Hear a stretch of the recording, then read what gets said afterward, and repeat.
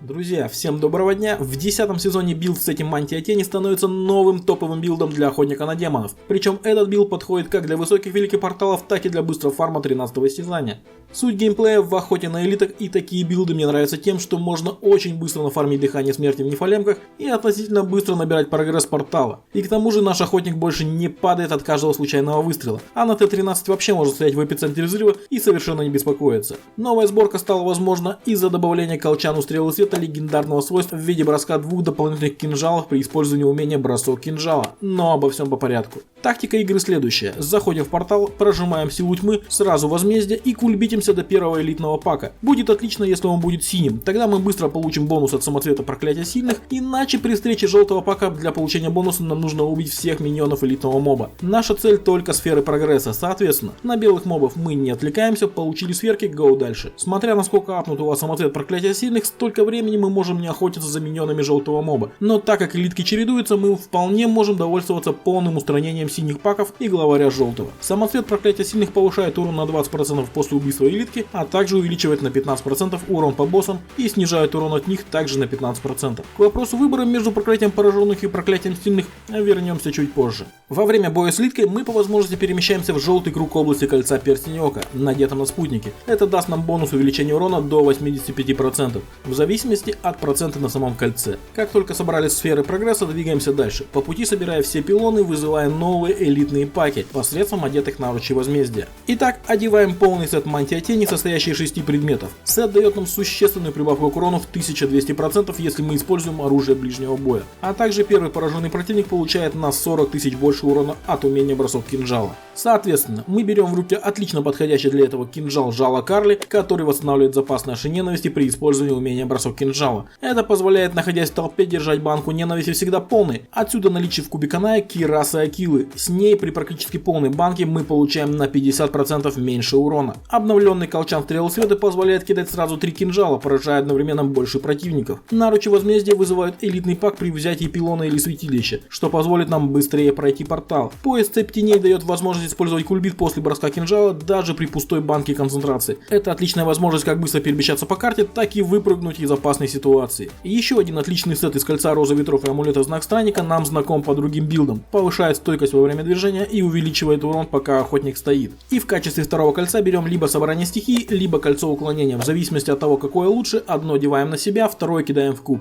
Собрание стихий увеличивает урон от различных стихий до 200% каждые 5 секунд. А кольцо уклонения снижает входящий урон до 60% после использования умения сила тьмы или кульбит. Третье свойство куба — это одноручный арбалет утренняя заря, уменьшающий время восстановления умения возмездия на 65%. Возмездие нам нужно перманентное, то есть нескончаемое. Добиться этого можно, накрутив время восстановления умения до примерно 34,5% и выше с помощью бриллиантов шапки, арбалета в кубе и двух предметов со свойством уменьшения времени восстановления на 8%. Например, в плечах и колчане, или на крайний случай прямо в кинжале или перчатках. Поймать КДР можно также в кольцах, но это не самый лучший вариант. В качестве самоцветов берем проклятие сильных, повышающий урон после убийства элитки, проклятие плененных, увеличение урона по законтрольным противникам. Контроль мы обеспечиваем вторым свойством этого камня, умениями спутника, а также нашими умениями веер клинков и сила тьмы. Третьим самоцветом станет гагок стремительности, повышающий скорость стаги, а также, что немаловажно, поднимающий КДР. И несмотря на то, что возмездие у нас, к примеру, перманентно, но лишний КДР дает возможность быстрее откатить питомца. А основным нашим умением станет бросок кинжала с руной рикошет. Теперь основная стихия билда молния, соответственно ловим процент к молнии на амулете, наручах и колчане. И ждем наступления фазы молния от кольца собрания стихий, которая наступает сразу после огня. Находясь в толпе, поднимаем стойкость прожатием умения веера клинков с руной клинковая броня, увеличивающий показатель брони охотника на 40%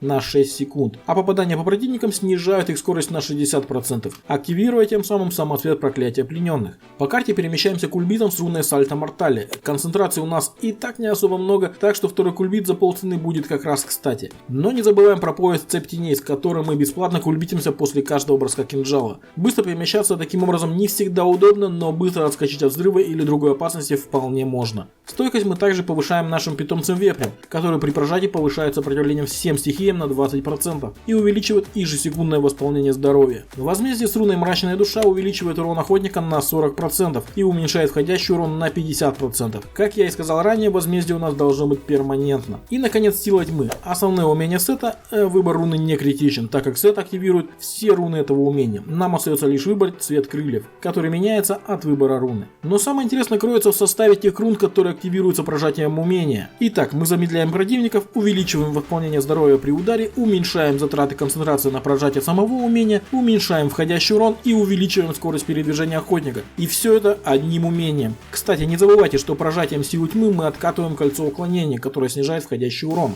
По пассивкам все просто. Сковывающие ловушки замедляют противников и уменьшают входящий урон от мобов под воздействием веера клинков. Таким образом, это еще один способ активировать самоцвет проклятия плененных. Добивание увеличивает урон замедленным противникам на 20%, засада повышает урон на 40% по противникам со здоровьем выше 75%.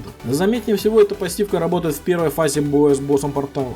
Ну а бдительность — это наша сейф-пассивка, воскрешающая после смерти. Многие считают, что на софте бдительность не обязательно, ведь персонаж, в отличие от хардкора, не умирает насовсем. Но я считаю, что шанс устоять после ваншота намного лучше, чем ждать воскрешения несколько драгоценных секунд, которых может не хватить для завершения портала. В данном билде нам нужно ролить процент к урону от молнии и броска кинжала, крит шанс и крит урон, сопротивление всем стихиям, живучесть и, конечно, КДР, уменьшение времени восстановления умений. Здесь нам точно не нужно уменьшение затрат ресурсов, так как банка ненависти всегда полная, и под вопросом скорость атаки, так как в отличие от того же сета Сущность Порока, где небольшое повышение скорости атаки может перевести на следующий брейк, в Мантии Тени все не так радужно, и для достижения следующего брейка нужно намного больше скорости атаки. Но если честно, я в этом еще до конца не разобрался, так что можете поделиться своими соображениями в комментариях. Давайте попробуем разобраться с нужными нам свойствами на предметах, то, что мы будем ловить, и то, что мы будем ролить. Дальше я попробую зафиксировать приоритетные свойства предметов, и если их нет, оставляем живучесть или броню. Нам исключительно важна повышенная стойкость. Ну и конечно, в каждом предмете у нас есть мейнстат ловкость, так что я на нем останавливаться не буду. И еще один момент. Для тех, кто не в курсе, если у нас на предмете во вторичных свойствах есть сопротивление одной стихии, то в первичных свойствах мы не можем наролить сопротивление всем стихиям.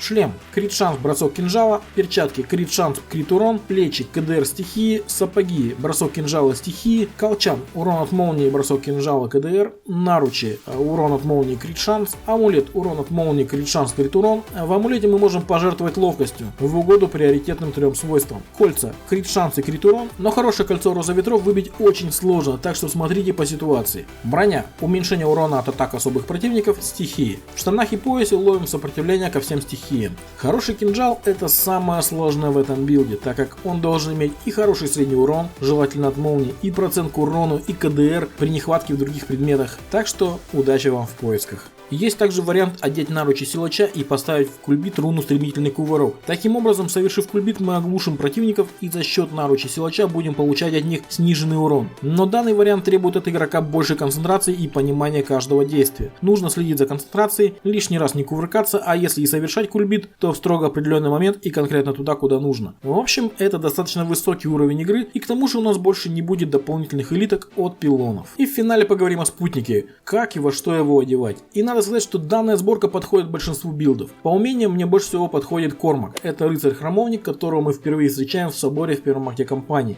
Кормак может одеть одноручное оружие, щит, два кольца, амулет и реликвию храмовника. Самый главный предмет сборки — это, конечно же, кольцо перстенёка, которое создает бонусную область в виде желтого круга, находясь внутри которого охотник наносит увеличенный урон вплоть до 85%. А реликвию, которая не дает ему погибнуть, достать непросто, но она очень нужна, ведь на высокой сложности Кормак падает практически от любого удара, а значит не будет бонусной области от кольца перстенёка. Одним из свойств реликвии должно быть плюс 16 к вероятности блока. В качестве оружия будет отлично смотреться меч Громовая Ярость, поражающий противников молнией и замедляя пораженных противников на 3 секунды. Максимальный урон от молнии 372%. В связке с мечом работает кольцо Знак Судьбы. Когда Кормак наносит урон от молнии, кольцо оглушает пораженных противников на 1,5 секунды. Максимальный шанс 35%. Щит Замораживающий Отклонитель будет замораживать противников при блокировании атаки на максимум 1,5 секунды. В нем обязательно должно быть плюс 11 к вероятности блока. И амулет Суть Йохана, притягивающий и замедляющий ближайших противников на максимум 80%. Во всех предметах ролим сначала 7% к скорости атаки, так Кормак будет чаще наносить удар и соответственно чаще будет накладываться эффекты предметов.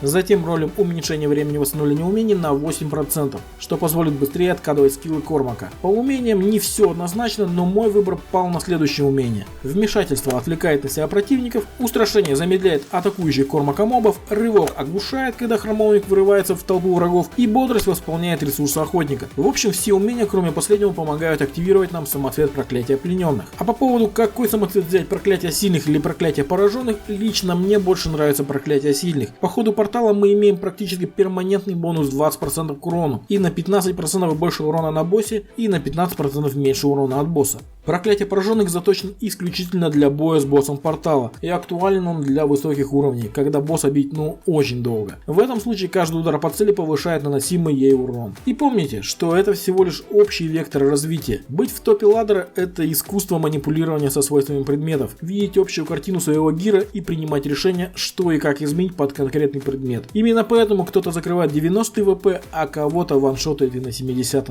Я постарался максимально подробно описать все нюансы билда Мантия Тени. Надеюсь, видео вам понравилось. Если так, пожалуйста, поставьте лайк и подпишитесь на канал. Это очень важно для меня. Всем огромное спасибо за просмотр, отличной игры и быстрого фарма. А с вами был Астек. До новых встреч. Пока-пока.